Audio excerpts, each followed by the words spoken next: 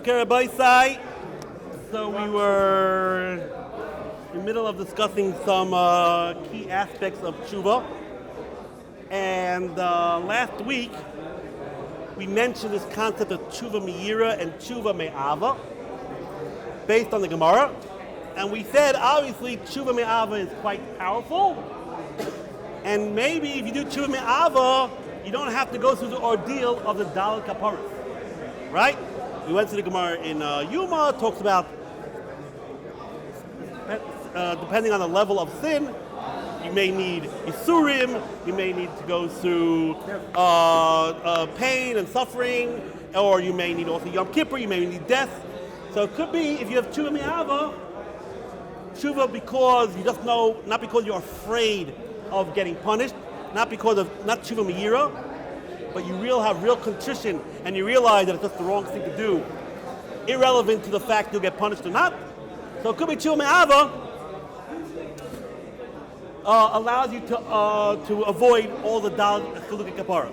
Okay, and then we mentioned, based on this Yesod, we're going to answer probably the most well-known question on tshuva, at least in Yeshiva. There are a bunch of well-known questions on tshuva, but this is like the number one, and maybe we'll get to number 2 or 3 later on. What's the question? So, Mesilas Yesharim, we all know how the Mesilas Yesharim, and we've been taught in yeshivas about the wonderful miracle, miraculous, super phenomenon called chuva. And the Mesilas Yesharim talks about, God is a God of justice. He's a God of din. So how does he allow, what is this chuva? So the Mesilas Yesharim says, you know what? Really? Tshuva makes no sense. On a strict level, tshuva makes no sense. Right? Why? Because the truth is, according to strict law, a sinner should be punished immediately, and the punishment should be quite fierce because he rebelled against the Lord. And there's no way to undo the sin. That should be the strict letter of the law. You do an Aveira, immediately you get punished. Immediately, it's a very severe punishment, and there's no way you can undo it. That should be the strict letter of the law. Why? How can you undo it? You killed the person, you can bring him back to life. If you're adulterous, you can undo the act. So, but midas harachamim, because God in His great mercy takes away those 3 things. He does, when you do an Aveira, you don't get punished right away. And even if you get punished, it's going to be mitigated. And most of all, He allows you to undo the Aveira. That akir sratim akir ma'isa. Since after the Aveira you have contrition, you're contrite, and you wish you didn't do it, God miraculously makes it as if the act never happened. Right? Fine. So, says the Mesilas Yesharim, it's 100% miraculous. 100% miraculous. No question about it. It's a great Rahmanah. But at least we can understand it a little bit. There is maybe some type of understanding behind it. Since you wish you didn't do it, God will make believe like you didn't do it. So it's not totally against din. Because God, anyone who says that God just lets things go and He doesn't punish people, He doesn't pay back people when they do sins, that's not allowed. Anyone who says that God is a vatrin, he's basically giving up his life. That's what the Gemara says. So even though tshuva is a great miracle, but we can explain it a little bit. We can at least give it a little bit justification. So that's why it's not considered that God totally, gives free range to do whatever you want. No free range to do whatever you want. Okay, that's the faith of Mesilas Yesharim. But what we can extract from this Mesilas Yesharim, tshuva is a great chiddush, a great miracle, and only because God is so merciful. So Fekter Al-Chana, he doesn't understand. The Gemara in Kedushin brings down a memra, a dictum from Rabbi Shimon Bar Yochai, that says a tzaddik, a guy is a tzaddik. He's been learning his whole life, doing mitzvahs, and the last day he rebels, he loses everything. All the mitzvahs are gone, like delete, nothing. And he brings the pasuk. Sitkis hasadik loy tatzalana b'yam pishay. The righteousness of a man will not save him on the day of his rebellion. So, the Gemara says, I don't understand. Okay, for 80 years he's been doing mitzvahs and learning and everything's been wonderful. Okay, the last couple of days he rebelled. He did Averis. But why should he lose what he did for the last 80 years? Okay, put it on the scale, put the 80 years of mitzvahs and the couple of days of Averis. Oh. So the Gemara says, you're right. In that case, 100%. We're talking about over here, B'toya Rishaynis. Rashi Meichai is talking about when at the end of the 80 years, he says, I wish I never did any good deeds. Toya al Rishaynis. He regrets that he did any mitzvahs. Oh, you regret? You lose everything. So if at the end of the 80 years you just start, the guy's been tzaddik the whole 80 years and says, wow, my life is coming to an end here. I better start enjoying it a little bit. So he runs around to the bars and has a good time for a couple of days. Okay, you have some averis, you have some mitzvahs. But if at the end of the 80 years he says, I wish I never was in koilel, I wish I never learned any Torah, I wish I never gave any tzedakah, I wish I never did any mitzvahs, and God says you lost it all. All, it's gone. It's like when you go up to heaven, you have nothing. Okay, so says Rabbi Chanan, wait a minute. This is talking about losing your mitzvahs, right? There's nothing merciful about this. So we see that the concept of uprooting what happened in the past is applicable even when it's to the detriment of a person. Because 80 years you did mitzvahs, you lose it all. So we see this concept of uprooting things from the past. It's not a miracle. It applies even to the dark side. It applies even if you want to undo mitzvahs. So what is the Mesilas Yesharim going wild about? Oh, chuva is so wonderful, it's amazing, the mercy and the miracle. We see that applies even the other way. That if 80 years you were learning and you do mitzvahs and then you want to throw it all away, you lose it all also. You could uproot even good stuff. Oh, that's the question that Rabbi Chanan asked his Rebbe, the Chofetz Chaim. The Chofetz Chaim, Rabbi Chanan was a student of the Chofetz Chaim. It's very interesting because their styles are very different. But that's what it was. Oh. So what is the Chofetz? So we're going to see here 3 answers to this question. And maybe you'll hear an answer, my answer at the end. But let's first get to what the Chofetz Chaim answered. The Chofetz Chaim said, he uses the Yesod of chuva me'av and chuva me'ir. He says, let's analyze that Gemara. What are we talking about there? A guy is 80 years old. And at the end of his life, he says, I wish I didn't learn a koil. Or I wish I didn't sit and learn so many hours. There are 2 reasons that he could do it. It could be, he says, you know what? Maybe it wasn't for me to sit in koilel my whole life. Maybe, not that he's against learning, not that he's against mitzvahs, and but he says, maybe for me personally, maybe it was not such a good idea for my family, for myself, maybe it just wasn't right for me. Says the Chofetz Chaim, that's not Toya Rishaynis. That's not called he regrets what he did. He actually wished that he was able to learn. He wished that the learning would have gone better, and he wished that it would have been more conducive to his lifestyle. But he's saying maybe it wasn't for me. Not everyone's for koilel, right? Not everyone's for koilel. But not everyone that doesn't learn koilel is against koilel. No, you could be for koilel, but it's not for you. That's not called Torah Rishaynis. If at the end of life he says, maybe I should have lived my life differently, but not because he's against mitzvahs or against Torah. Says the Chofetz Chaim, that's not called Torah Rishaynis. That's not called Torah Rishaynis. Even if he's wrong. It's not true. He should have learned the koilel. It's true. That's what he should have done. He should have given away all his money for tzedakah. Even that's true. And he's making a mistake when he's like questioning his life choices. But again, he's not questioning spite. There's no spite here. Then for sure, that's not called Torah Rishaynis. Chofetz Chaim says, what does Torah Rishaynis mean? He says it means when the guy after 80 years says, I wasted my time, Torah is a waste of time, mitzvahs is a waste of time, he becomes like an atheist or some type of thing like that. He takes away all value from Torah and mitzvahs. That's called Torah Rishaynis. And he brings the proof because the wording that the Gemara uses is Sitka Tzadik like Tzadik B'Yom Pishay. What does Pesha mean? So we know Pesha means rebellion. How do you know where Pesha means rebellion? Because the Gemara here says, we paskin, what do we do when we do vidui? We say, oy chatasi avisi pashati. And the Gemara says, why do we do that order? So I'm not like there, main rabbanon. Because chatasi means shoygeg, Avisi means willfully. Pashati means rebellion. So when you're asking God for forgiveness, first you say, I did shaygig. And then you say, by the way, once you forgive me that, could you forgive me for the willful affairs? And then you say, by the way, I've been rebellious too. So we see that the word pesha means rebellion. So this that a tzaddik, who at the end of the day loses all his mitzvahs retroactively, I'm talking about a posheya, someone who's rebellious in spite. In spite, he says, I wish I didn't do the mitzvahs. I think, well, I don't know if he lives that long. Okay? So says the Chofetz Chaim, that's right. Torah Shyness makes no sense. It's not a miracle. And chuva too, if you do chuva me'ava, it's not a miracle. It's not a miracle.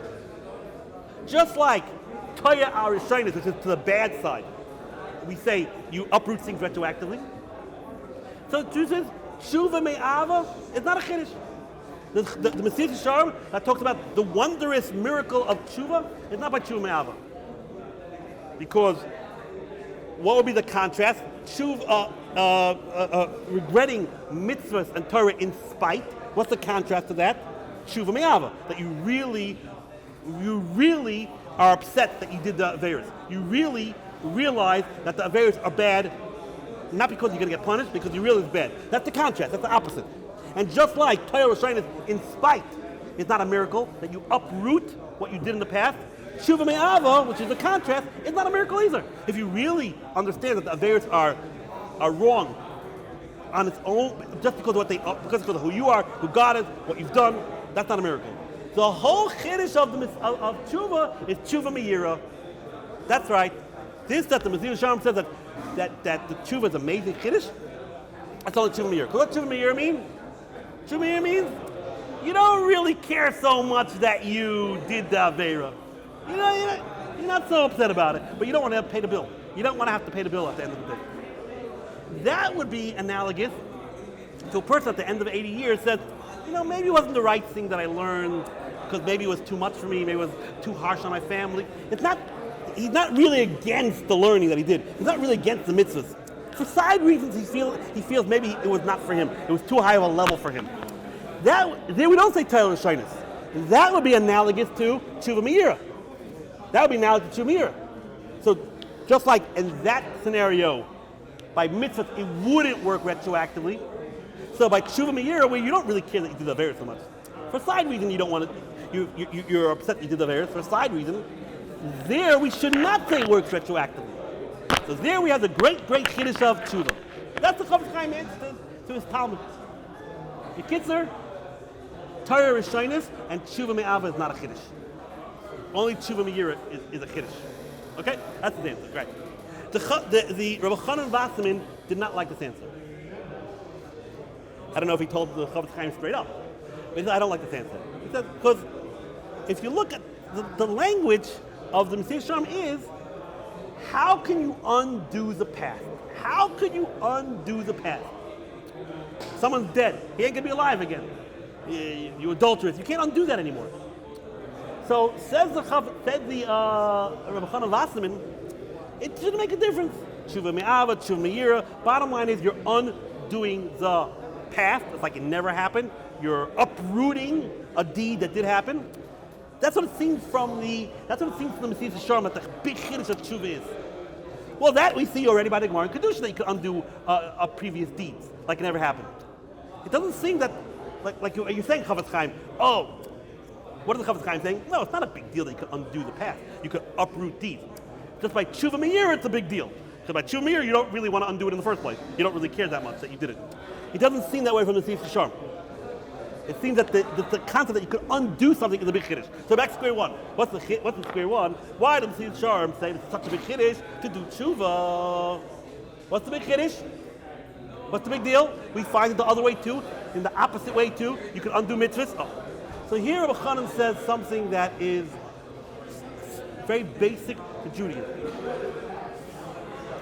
He says you have to know something about mitzvahs. This is very important. He quotes the Derech Hashem. He first starts with says mitzvahs have two separate factors, two separate advantages, or two separate goals.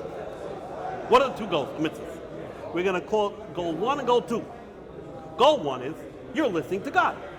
God told you to do something, you listen to it. But says the Derech Hashem, you should know that mitzvahs are good for you and for the world and for the environment.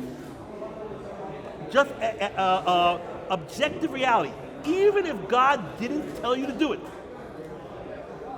the mitzvahs add something to your life, to the environment, to the world, even if God never told you to do it.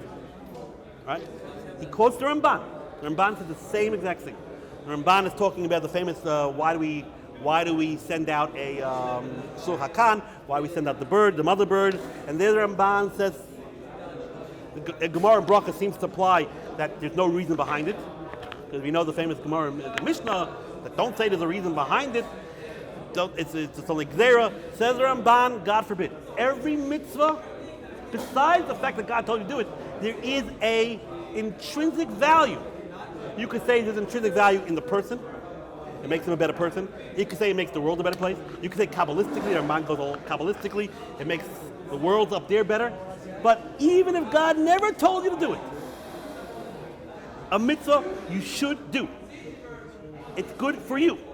It makes you into a better person and makes the world better. And Aveira too. Aveira does thing. Even if God never told you never told you about Aveira, never told you about it, you shouldn't do it anyway. Because when you do it on Aveira, it's part of the natural laws of the world.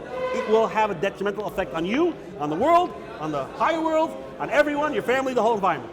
This is what Derech Hashem, and therefore says the Derech Hashem. Something amazing.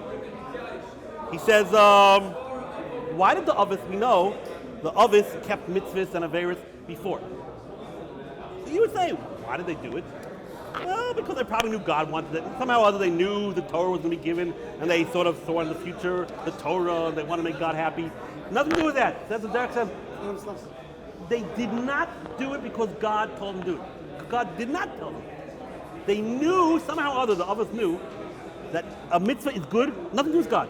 Totally divorced from God. Nothing to do with it. It's just good because it must be a good thing for a person, for the environment. Obviously, God knew that too, obviously. But you could do an Aveira, the Avos knew, even if God never would have said it, and he actually never told them, it's a bad thing. It's bad for the environment, it's bad for them, it's bad for the Lamas. All right? This is the famous Yesod, and that's why the Avos did, it's called Eina Mitzvah Isa. An aspect of Eina Mitzvah Isa is you're not doing it for God, you're doing it for yourself. You're doing it for the environment, you're doing it for the world. That's the famous Yesod of the Derech Hashem. Okay? Now, says the Rabbi Chanan that based on this, he says a Chakira. It is true, it says in the Gemara in Kedushin, a guy who's 80 years old, he's been learning and davening and mitzvahs, and then he wakes up and says, at 80 years old, he says, no, what a waste of time. That was a real waste of time. I should have been watching movies all day. What a waste of time. So it says in the Gemara, he loses it all. If he regrets everything, what if a guy regrets one thing? No. Okay, yeah, you're right. The Gemara's thinking yeah, it's talking about, yeah. Usually when it's one thing, it means that you really, it's not in spite. It's just like you feel that maybe it wasn't for you. We're still going with that. The guy does it in spite. So usually it's like all or nothing. Usually that's the way it goes. But you're right. So at 80 years old, the guy says, oh, what a waste. What a waste. Says Rabbi Chanan, you don't lose everything. Even then, you don't lose everything. You only lose one aspect of the mitzvah, not both. I mean, what does that mean? The aspect of listening to God, we said, the mitzvah has two aspects. One is listen to God. God told you to do it. Meaning you have a relationship with God. You're the slave, he's the master, you listen to him, God told you to do it, he created you, you're supposed to listen to him. That's one aspect of mitzvah. The Avos didn't have that aspect, right? Another aspect of mitzvah, it's intrinsically good for you. It's healthy for you. It's healthy for the world. It's just good. Not related to God. Says Rabbi Chanan, a big Kiddush. This said in Kedushin that you lose the mitzvahs retroactively. That's only the part of your relationship with God. That's only the part of your relationship with God. Meaning, since you're basically saying you're an atheist or whatever, and you don't believe in God anymore, so like, you lose that part of the mitzvah of all your life you've been listening to God, yeah, but now you don't believe in God. So it's like you were listening to no one. It's like you retroactively make it like you wasted your time. But says Rabbi Chanan, the positive aspects that the mitzvah implanted, embedded in the world, in you, in the higher worlds, that still exists. Torah al-Rishainis only takes away the first aspect, not the second aspect. For example, you build a building. And after you build a building, like, oh, after a couple of years, like, wow, take my name off that building. Take my name off that building. I'm embarrassed about that building. The building's there. The building's there, whether you take your name off or not. Maybe people don't associate it with you, but the building's here. Same thing. You've been 80 years doing mitzvahs. You've been creating edifices in yourself, in the world, in the upper world, all around you. That doesn't get eradicated. What does get eradicated is that the first part of the mitzvah that you had a connection with God, you had a relationship with God, you don't want it anymore. You don't want it anymore. It's God. That's it. He was your friend, God was your friend, or God was your master. Now you're not friends anymore, right? Rashi goes on God. Oh, fine. That's the Rabbi Chanan's chiddush. Now, says Rabbi Chanan, that's the chiddush of. That's the chiddush of. That's the chiddush of chuva. Meaning, you're right. By chuva, but when you do veis, it's also two things. When you do veis, it's also two things. One is you don't listen to God. You don't listen to God. All right? And two is you created this evil miasma. You created a terrible edifices of evil, and you've destroyed worlds up there. You've created a bad structures in this world, in yourself. You've created something. When you do an avera, it actually leaves a impression on you, on the world, and on all the world at large. So it is true, says Rabbi Chanan. It is true. Like two people fight. Let's get two people fight. So a guy comes over to you with your friend. Can you watch my dog? Yeah, I'll watch your dog, no problem. And then he goes away, you take out your shotgun, you shoot the dog in the head. The guy comes back and says, what did you do? No, you're right. I'm so sorry. You know what? The guy can forgive you. The guy can forgive you. The guy can forgive you. You know, okay. But the dog's dead. The dog's dead. The dog's dead. So just like people forgive each other, God can forgive you too. You know, you did a variance to this, you rebelled against him, you come to God and say, you know what, let's start over. Forgive me. I want to renew the relationship. Fine. God says fine. But how are you going to undo the dog's dead? The very you did, the damage you did. You blew up the building. You destroyed you stole the heavenly, the alamas up there you destroyed. You implanted a certain type of pagam, a certain type of mar into the world. That's not going to go away. That's not going to go away. The chiddush of tshuva is that even that can go away. That's the chiddush. The chiddush of tshuva is not only could you undo part one of the avera, you can even undo part two. So let's reiterate. It is true that we see from the Gemara in Kedushin that even in the dark side, we have this concept of Torah al-Rishainis. Even you could undo mitzvahs when you regret at the end of your life. But Rabbi Chanan is saying that only undoes one part, the part of your relationship with God. You've severed your relationship with God. But it doesn't undo part two. The part two is that the bottom line is you have created something positive and that still stays. So Torah Shainis only gets rid of part one, not part two. Chuva, the extra chiddush that the Mashiach is talking about is when you do chuva, not only does it get rid of part one, right, meaning you reestablish a relationship with God, two, the dog's alive. Somehow or other, when you do tshuva, the guy you killed, he's not dead. The adultery committed, it didn't happen, never happened. All that destruction, you see like a crumbling of the world up there. It's not crumbling anymore. Everything's been rebuilt, right? So this is the chiddush of Rabbi Chanan to answer up the question. Okay, now Rabbi Chanan says he takes this concept further, And it's beautiful how he takes the concept. He brings that famous Gemara Baba Kama. You know Yirmiyahu. Where did Yirmiyahu live? All right, on a tot, right? I remember when I was I just got married. I was 21 years old, 22 years old, and I was in Brisk, and I felt like I'm the smartest guy in the room. You know? No, I don't. No. I do not feel that way anymore. And I remember, so my parents came because we just got married. So my parents were here, and we went on a trip. And I remember we went on a jeeping trip, and the guy was driving the jeep. He had earrings on every part of his body, and he had tattoos all over the place. And he's taking us on this trip, and we're driving away. And he takes us somewhere. Actually, took us to where they throw the goat off the. They say they know where they threw the goat on Yom Kippur, the scapegoat thing. Okay, and then he starts saying, and here we are at Anatot. You know where Anatot is? And I'm like, no. And he starts berating me. You don't know nothing. That's where Yirmiyahu lived. And if you open up the first pasuk of Yirmiyahu, that's where you live, Anatot, right? So I got deflated by some guy with the tattoos and earrings all over. I'm sure I'm the smartest guy in the world, and he just a simple Bible I didn't know.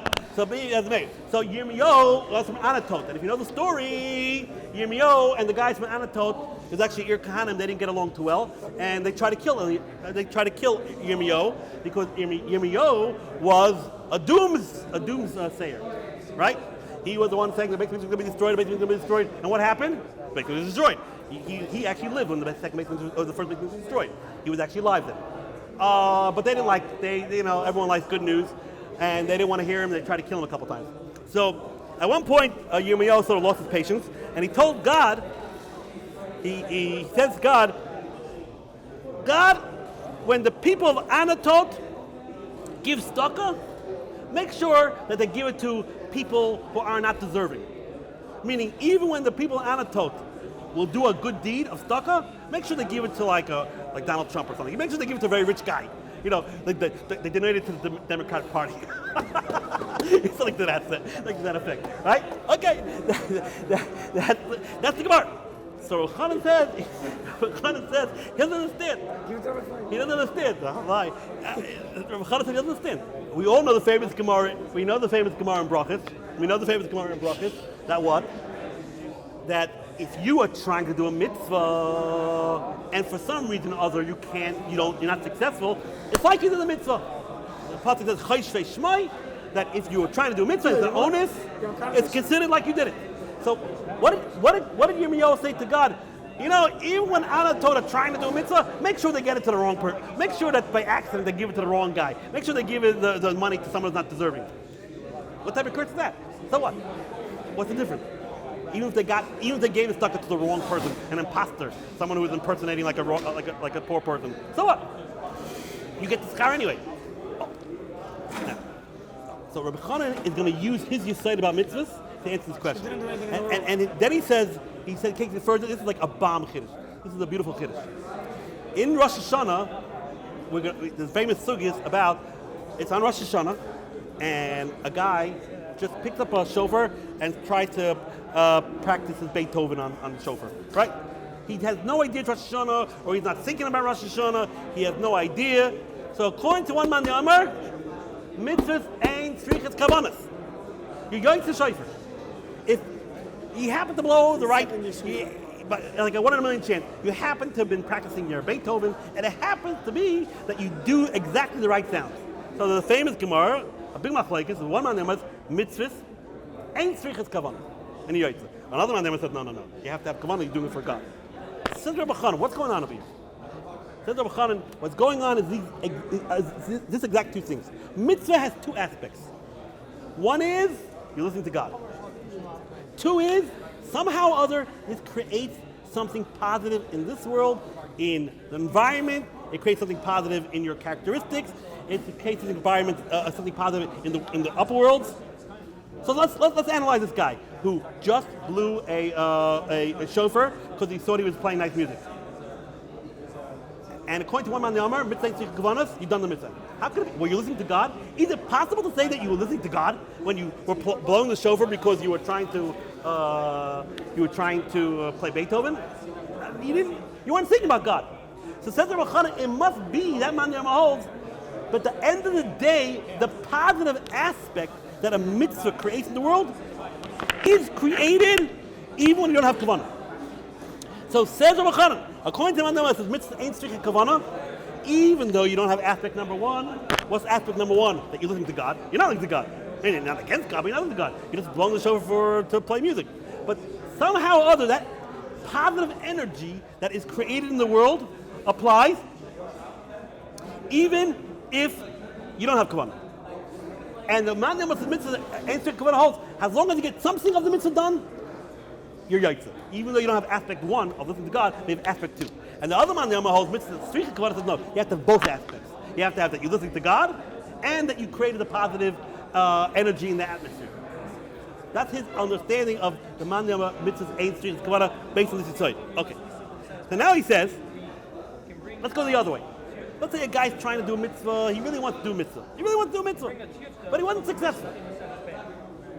So the Gemara says in Brachis, it's considered like he did a mitzvah. Says the Rosh which part of the factor of the mitzvah is considered like you're like? Is it going to be that you created this positive energy, or this positive edifice you build? No, you didn't do the mitzvah. At the end of the day, you didn't build the mitzvah.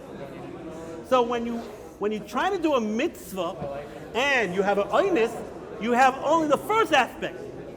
You only have the first aspect that you wanted to listen to God that much. You were trying to enhance or further your relationship with God. That part you do have, right? It comes like this. According to the mitzvah, ain't stricha kavanah.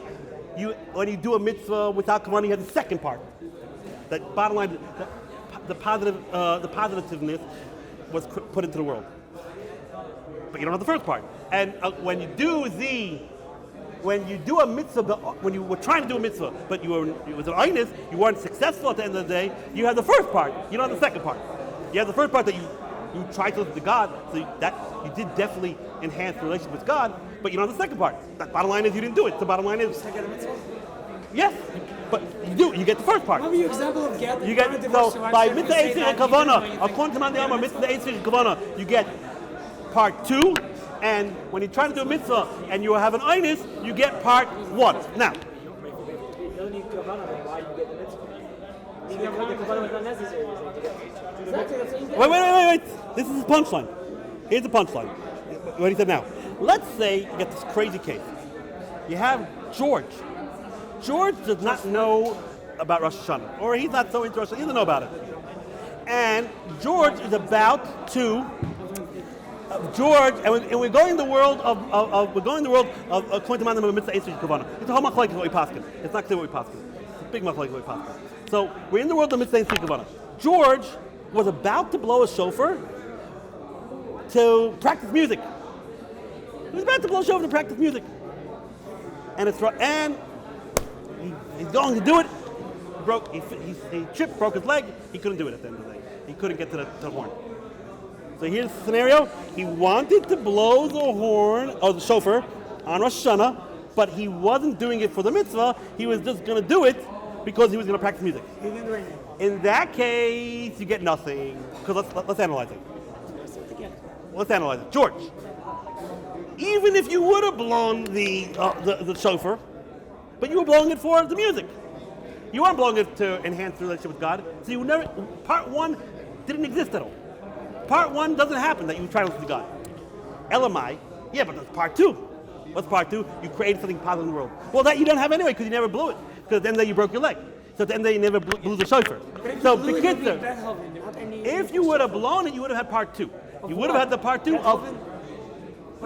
some reason or other, the act of doing a mitzvah, even though you're not having a mind to do a mitzvah, creates a positive aspect in the world. For example, you what if you just blow in by accident you throw a stone, and it happens to go right into where there's a hole in a wall, and now the wall is finished.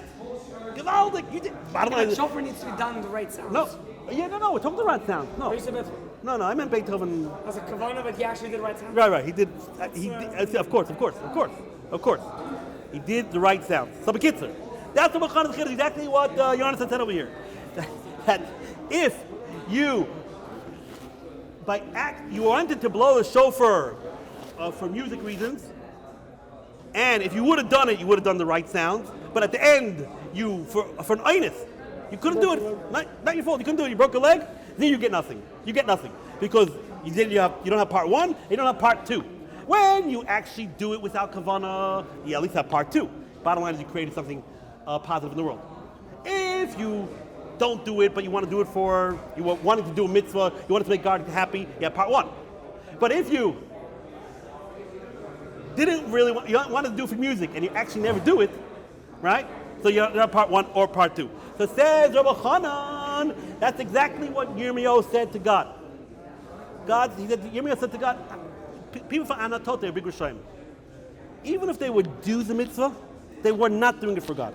They were doing it to get a plaque on the wall. They're doing it to boast about. The people at Anatot were never doing a mitzvah for part 1. They never wanted to do a relationship with God. They didn't believe in God. They were atheists, whatever. They weren't into it. So why would they want to give tzedakah?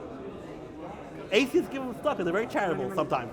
They give it because no, go fundraising. They want recognition. They want recognition. But Yirmiyah said, but even if Anatot people were not doing it for part 1 of the mitzvah, the bottom line is they gave tzedakah to a poor person. Bottom line is the deed was done, and it could create a positive aspect in the world.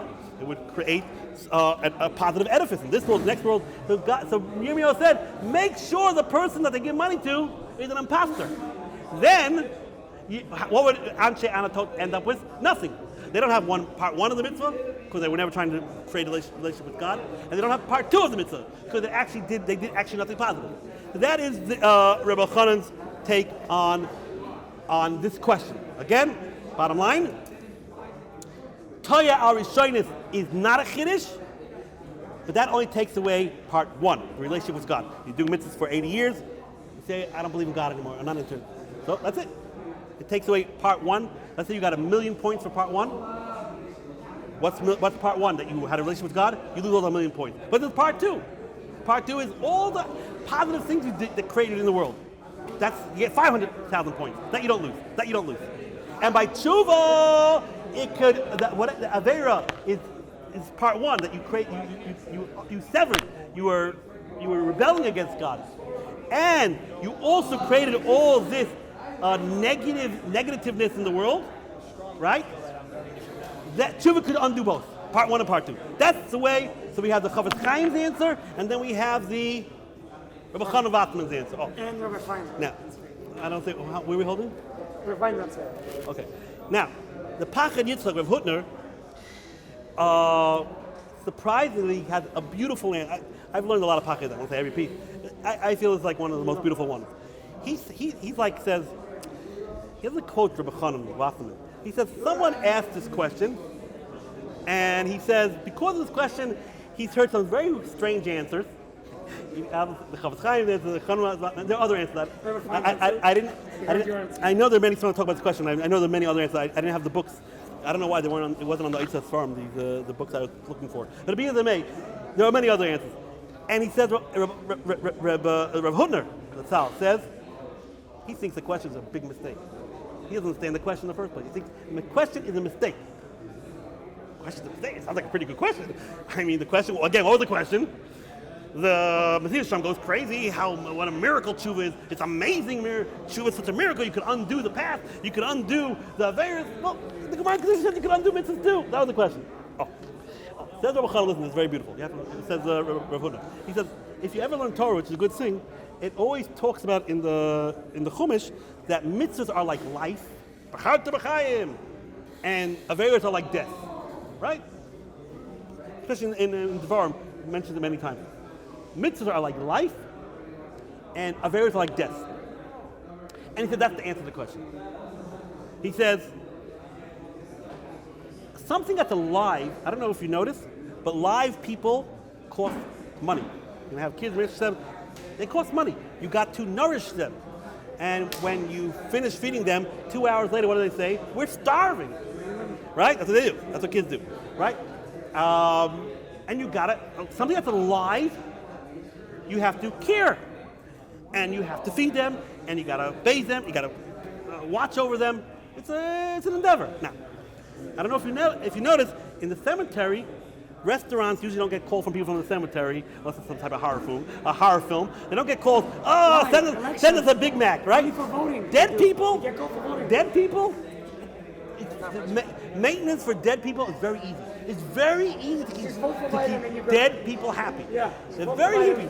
They never complain. Dead people never complain. They never say we don't like the food. They never said, hey, they don't say, hey, it's our turn to take a shower. Why are you hogging the shower? No, they're all happy, right? Oh, why? What do you see from here? To keep something alive, you gotta invest in it. To keep something alive, you have to keep on nourishing it. You have to keep on working with it, right? Keep it going. Keep something dead, you don't gotta do anything. It just remains dead, right? Says Rav Hutner, mitzvahs is a live thing. It's a live thing. You've been doing mitzvahs for 80 years. Lots and lots of mitzvahs. But it's called an organic, it's called a live entity mitzvahs. So you gotta keep on feeding those mitzvahs. It's not like you do the mitzvahs and that's it. How do you keep on feeding? What does it mean you keep on feeding the mitzvahs? What is the food of mitzvahs? The food of mitzvahs is that you value the mitzvah. So you did a mitzvah 10 years ago, it's like you create some type of wonderful malach, a mitzvah malach, or it's some type of something alive, a live spiritual entity. You got to keep on feeding it. What is the food? The food is that you value the mitzvah, that you're happy with the mitzvah, you have a relationship with God, right? Now, the second that you say, oh, I wish I didn't do the mitzvah, I wish I never did any of the mitzvahs, it's a waste of time, the mitzvah dies. The mitzvah dies. It's like a person who dies from hunger. So, when the Gemara says that an 80-year-old man who's been doing mitzvahs his whole life, and 80 years old says, oh, what a waste of time, I shouldn't have done it, it was a waste of time. It's not that he uproots the mitzvah. There's no uprooting. It's just the mitzvah dies. You don't say a person who's alive and then he dies of hunger, he didn't uproot his life ended. Mitzvahs are like live entities. Mitzvahs are like live entities. So of course it's natural. That's a natural, it's not a miracle. That's a natural, that's just a natural reality. If you don't believe in the mitzvahs, if you think you wasted your time, you starve the mitzvahs. What do you mean you starve the mitzvahs? You did it 50 years ago. No. Mitzvahs are alive, and you always have to be refueling them. You always have to, right, you're killing them. Okay, but Averis is the other way. What does Averis represent in the Torah? Death. Death. You don't have to nourish death. You don't have to do anything for death. It happens and it's dead forever. Dead is dead. You do an Avera, you don't have to nourish an Avera. It's just different. It's just the way the Torah explains it. Mitzvah is like a live person. Avera is like a dead person. Let's open the Torah. Exactly. You don't need a dead person. You don't gotta keep doing something to keep it dead. It's automatically dead. It stays dead without any type of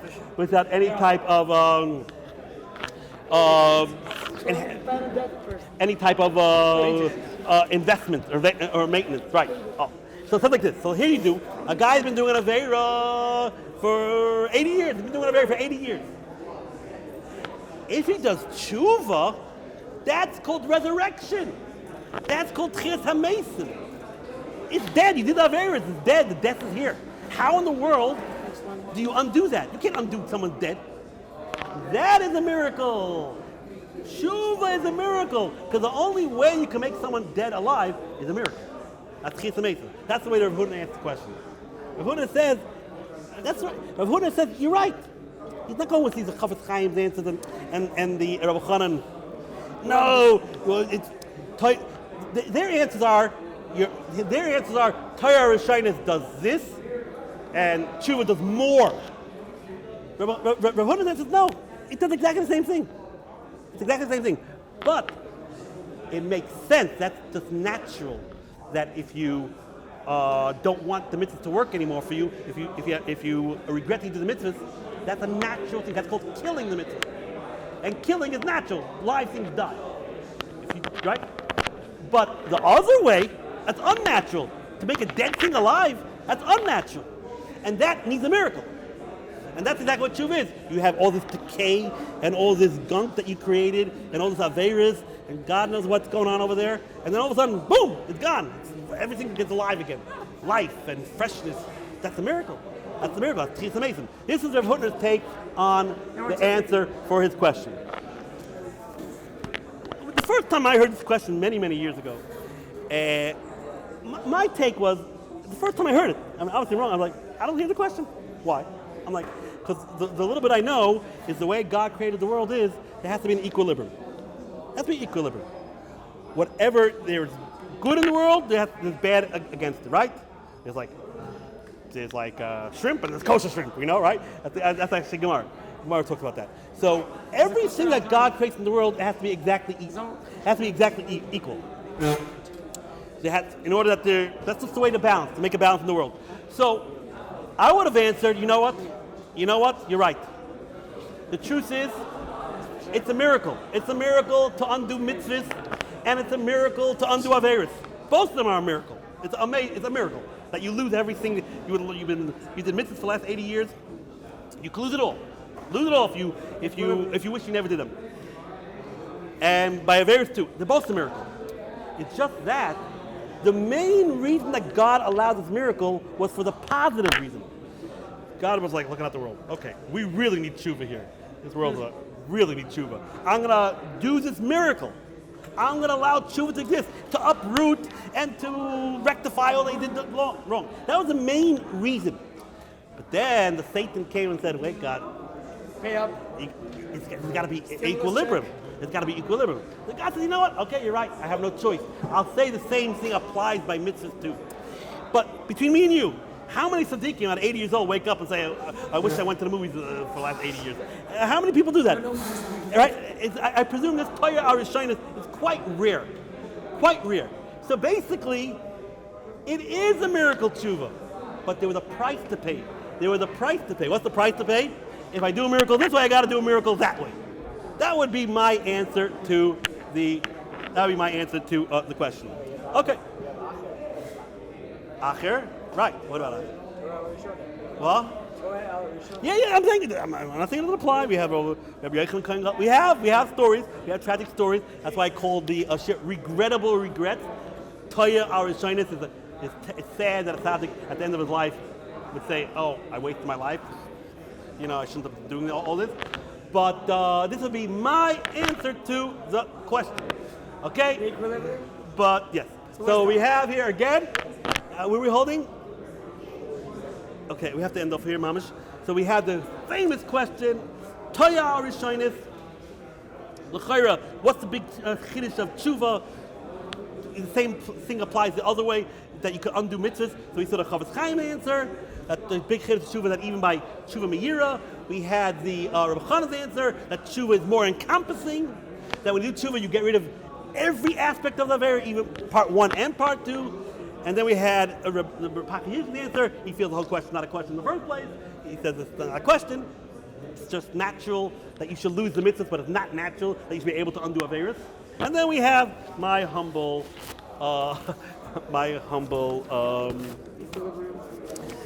offering. Okay. We're gonna have to end here. I just want to end off with the most famous Gemara about tshuva. Famous Gemara. And we'll see how this relates to Rosh Hashanah.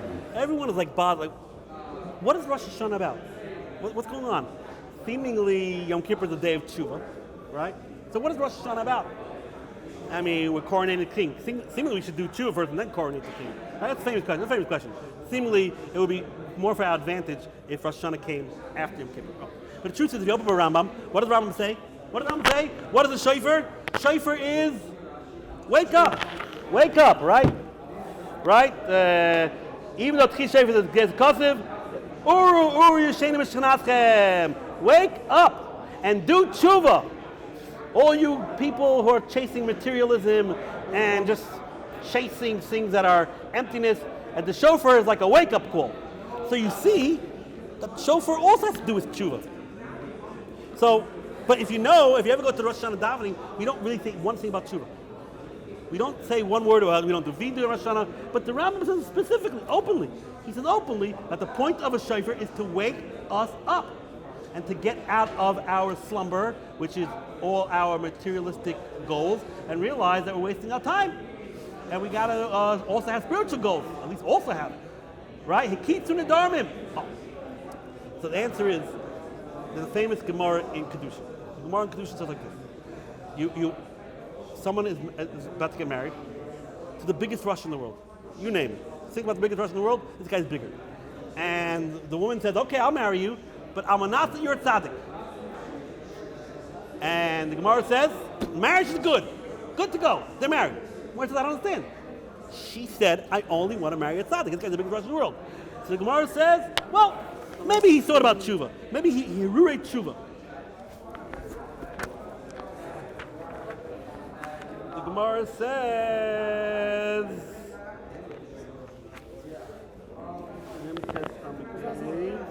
here. He says here, "I'm not saying a tzaddik. I feel a rush of gamru kadeshes. Shema hirur chuva b'daydai." What does that mean? Maybe he thought about chuva. What does that help anything? We all know that chuva needs vidui, and chuva needs charata, and chuva needs kabbalah laba. And I know it sounds like it's something you do it's something you do in 10 seconds. It's something you have to work on. It doesn't say anything about it. It says here, you're marrying the wickedest person in the world, and he didn't do any chuva at all. We think they're married. Maybe a split second before, he had hirur chuva. What do we see? And you're called a tzaddik. What do you see from here? We see from here the two separate things. In order to become a tzaddik, you don't actually have to do tshuva, right? Tshuva is to rectify the past, to get a kapara and atonement, but to change who you are, to change your appellation, to change what your moniker is, you can become a tzaddik instantaneously. As long as you say, you know what, I probably should do tshuva. I probably should get I should probably get my act together. That's enough. You just do that, you're a tzaddik. Right? That's tzaddik. That's enough. Does it mean that you have a kapara? No. Does it mean you're going to go to Gehenna? Yeah, you're still going to go to Gehenna because you have to undo what you did. But to become a tzaddik, you don't even have to do tshuva, you just need to do hirur tshuva. And what happens subsequently? Subsequently, you'll do the actual tshuva. Right? The Justice around says the same thing. If you look at this week's parasha, last week's parasha, it says twice. It says, Yeshivat Ohr Somayach, you return to your heart, and then it says, V'shavta ad Hashem Elokecha. So the Ran says, like, what's going on here? Ran says that's exactly the process. It's only called hirur tshuva. You just like start the process, which is just like, maybe I should do something with my life. Maybe I should do tshuva. And then, that's Yeshivat Ohr Somayach. You're not talking to God. You're not doing vidui. It's like, maybe I'm not going in the right direction here. And then you get to the next pasuk, V'shavta ad Hashem Elokecha. That's the answer. That's what Rosh Hashanah is about. We can't do Yom Kippur. Yom Kippur is tshuva. But before tshuva, we have to have hirurei tshuva. We gotta start off the process. And that is exactly what the shofar is about. So the shofar is not about, let's do vidui, and let's do charata, and let's start banging out chests. That's not happening Rosh Hashanah. That's not happening Rosh Hashanah. Our Rosh Hashanah, we're like this guy. We're just doing the hirurei tshuva. We're just starting off, getting our life together. Oh, there's a God. He's king. Maybe I should listen to him. Maybe I should get my act together. That is exactly what Rosh Hashanah is about, and that's what he means, that the shofar is a wake-up call to start off hirurei tshuva. And then if you do that, you're already a tzaddik, and you'll be written in the book of tzaddikim, right? And with this we can answer the last thing. There's a famous Rabbi. The famous Rabbi about could you use a stolen shofar? Can you use a stolen shofar? Mitzvah baba ver. So the Rabbi brings down, yes. He brings a special pasuk. You could use a stolen shofar Rosh Hashanah. And everyone's trying to figure out why. Like, why? I mean, you can't use a stolen lulav, you can't use stolen matzah, but this is the answer. This is the answer. On Rosh Hashanah, we don't expect you to do tshuva yet. You don't got to return the stolen object yet. That's not what you're holding Rosh Hashanah. Rosh Hashanah, you just got to start. You got to start. So even though the shofar is stolen, and you're not there yet, you haven't done tshuva yet, but you're starting the process of hirurei tshuva. And so even though you're still, quote unquote, a sinner, but you're already called a tzaddik. A sinner, but you're a tzaddik. You already got to hirurei tshuva, and therefore the shofar can still be stolen when you bone it. So I want to wish everyone a ksivus liva taiva, good event shar. With Hashem, we'll be diving together. I'll be here for Yom Tov, so very excited about that. and with Zaycha to Nichta and Sifrin Shal Sadikim Gemurim. Rabbi, I have a question.